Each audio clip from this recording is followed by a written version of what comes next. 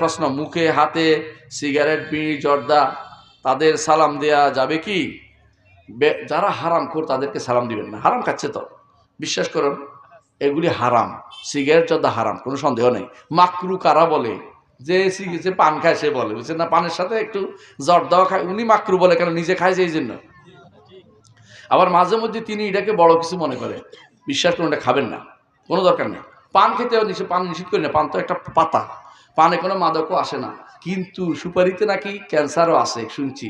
যদি এটা সত্য হয়ে যায় তো এটা খাওয়াই যাবে না, হারাম। বুঝে না কথাটা? কার মানুষের ক্ষতি করে জিনিস খাওয়া যায় না। আর সাদা তো পুরাই হারাম, কোনো সন্দেহ নাই, পরীক্ষিত হারাম এটা। সাদা হারাম, সাদা খাওয়া যাবে না।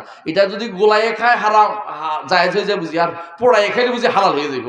মানে ওইটা পোড়াইলে হারাম, গোলাইলে জায়েজ। হ্যাঁ, এটা হুজুরের সুবিধাবাদ জিন্দাবাদ, এই ফতোয়া দেওয়া যাবে না। এর অর্থ হচ্ছে এটা খাওয়া যাবে না। যারা এটা খাচ্ছে তাদেরকে যখন খাওয়া অবস্থায় সালাম দিবে।